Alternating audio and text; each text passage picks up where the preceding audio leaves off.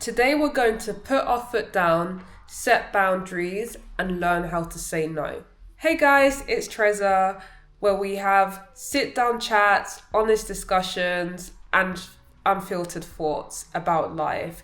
And I also sprinkle a little bit of traveling, reading, and some study times as well. And if that all vibes with you, then why not join the club and press that subscription button somewhere down below so that you don't miss out anything that is coming, as I will be posting every week, every Thursday, hopefully without fail. All right, let's get back to the video. Similar to adaptability, there are different types of boundaries. But today we are just going to focus on and just talk about one specific type of boundaries, and that is emotional boundaries. Setting emotional boundaries is creating a limit, like an invisible line that you should not cross, which is there to protect your inner peace, so your feelings, your mental well-being, and your energy. Think of emotional boundaries as a no-go area to protect you from taking on other people's emotions and their feelings, and from letting others to dictate how you should feel. So to summarize, it's an emotional filter, like a gate, deciding what feelings and energy you want to allow in and what you don't want to allow in. So what does having a weak emotional boundary look like? Feeling too responsible for other people's emotions. Like when your friend is upset or they're stressed, and then you suddenly feel that same emotion. Perhaps maybe feeling guilty or anxious or upset as well. And when your friend is upset, even if it's not your fault, you then try to fix it. You try to fix other people's feelings by solving their problems. Then by doing that constantly, you start to absorb their energy, their moods, their emotions, as if it was your own. You spend hours, if not days, calming down a stressed friend.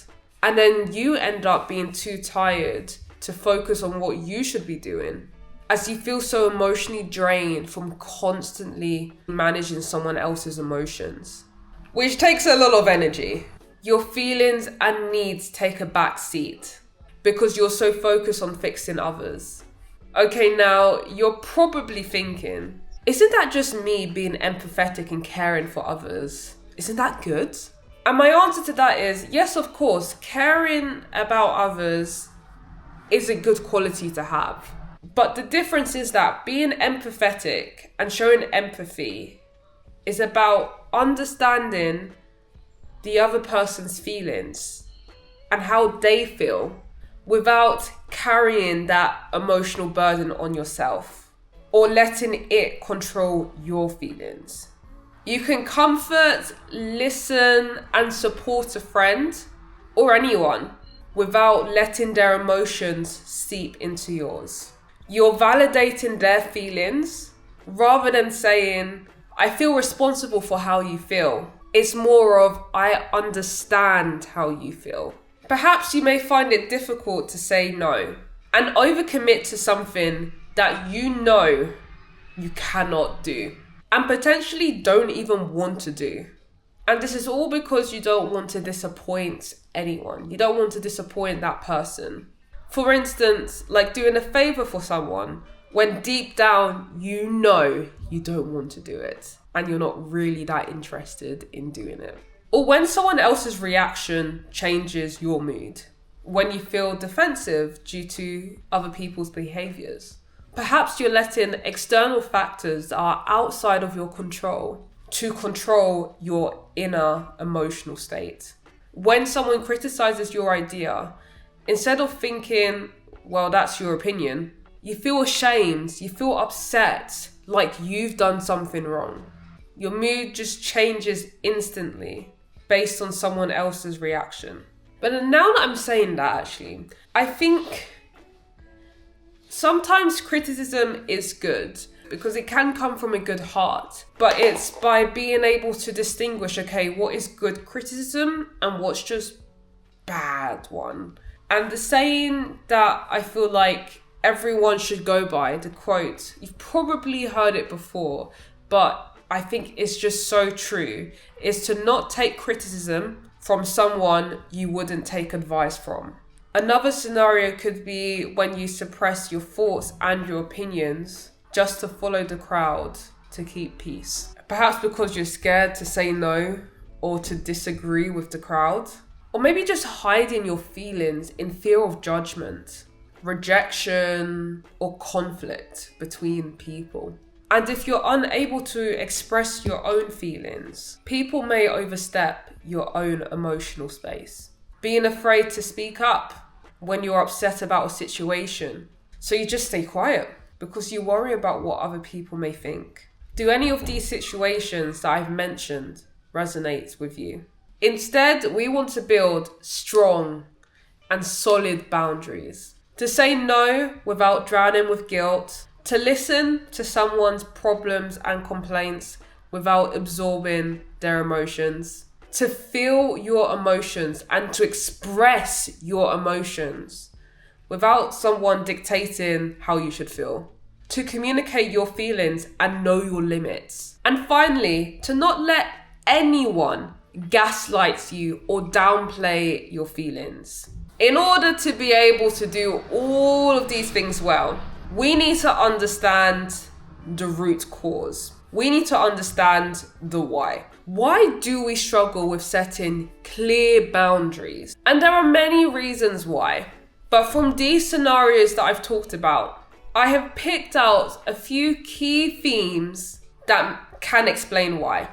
First off is people pleasing. The urge to have someone else's approval, their validation. Next is fear.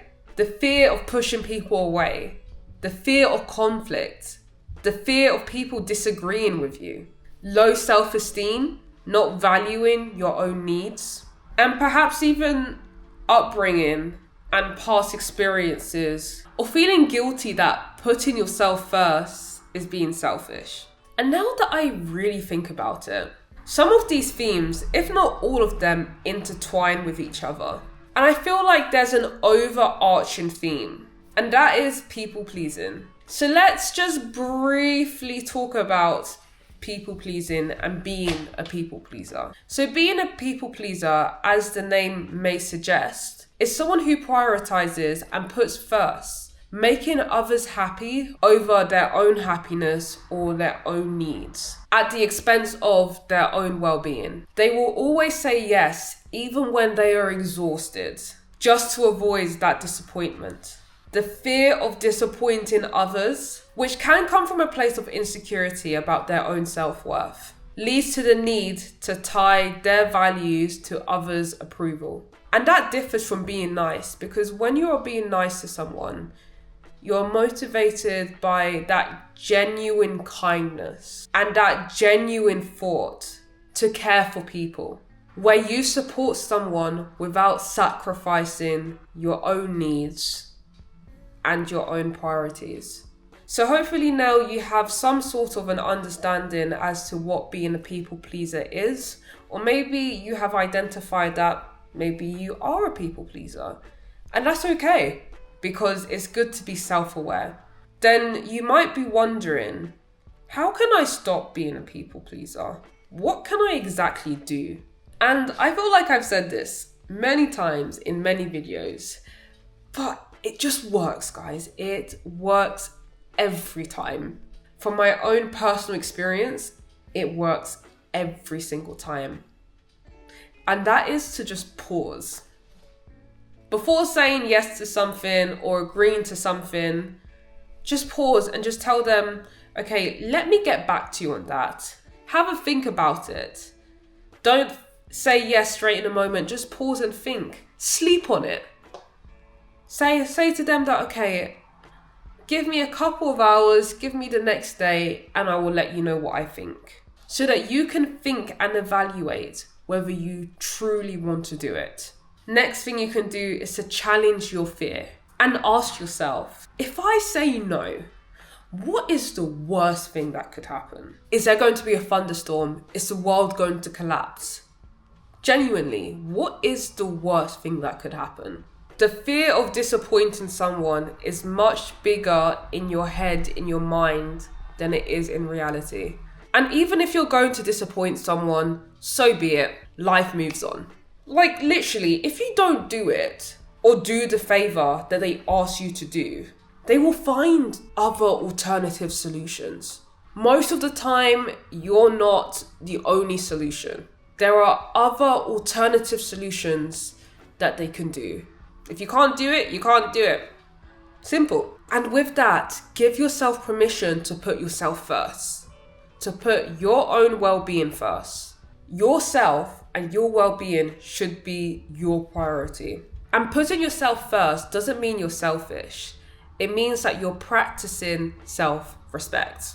And if your answer is no, it's no. You don't always have to justify your reasoning for saying no. You don't need to give yourself a long explanation about your boundaries. So to summarize, we have talked about emotional boundaries, what setting weak emotional boundaries may look like, and how to stop being a people pleaser by challenging your fear, taking a pause, by saying, I'll get back to you later, and giving yourself permission to put yourself first. And remember that having boundaries is a form of self-respect for your peace and your energy. Now here is something to reflect on. Where in your life do you keep saying yes, when deep down you actually want to say no? Now that is where a boundary is missing. Thank you.